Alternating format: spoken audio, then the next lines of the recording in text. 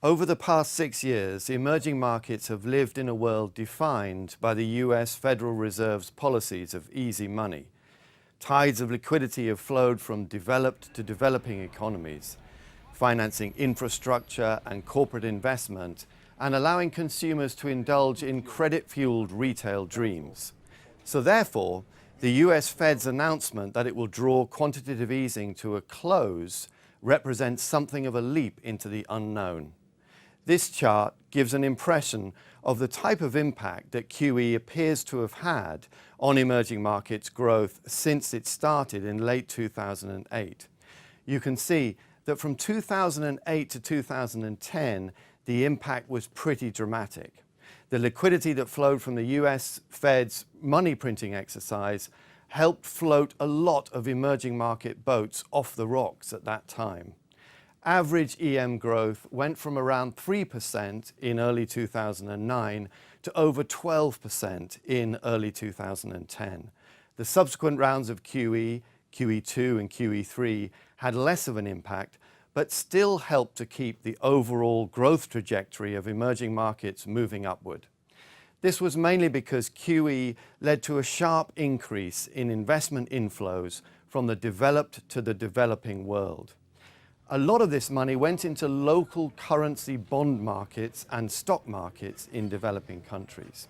The concern now is that with the US Federal Reserve stilling its printing presses, the surge in liquidity available to emerging markets will decline.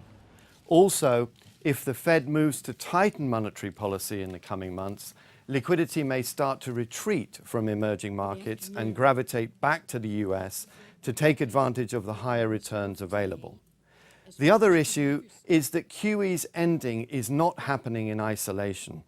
The emerging world is also being buffeted by significant declines in the prices of commodities, including oil, base metals, and food. This chart shows the sharp slump in commodity prices since the middle of this year. And it shows the correlation here between falling commodity prices and the appreciation of the US dollar. This correlation is not axiomatic, but it's prevalent mainly because commodities are generally priced in US dollars. So when the dollar rises, buyers of commodities seek discounts from those selling whatever the commodity may be, oil, iron ore, food, etc.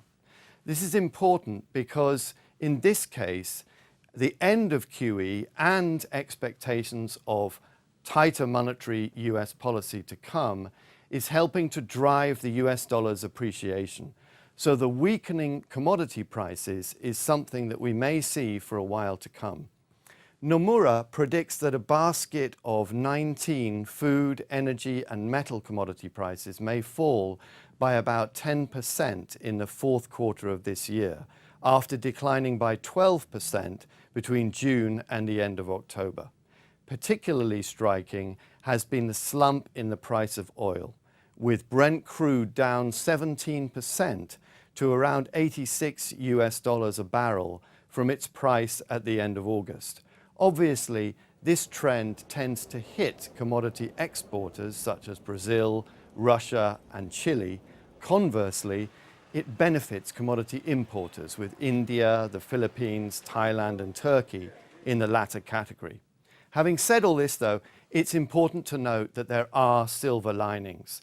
The era of easy money is not suddenly coming to an abrupt halt. Japan maintains its program of monetary easing, and the Eurozone may well be moving in that direction too if growth continues to disappoint. As commodities prices fall, so does inflation pretty much throughout the emerging world, setting the stage for monetary policies to remain accommodative in much of the emerging markets.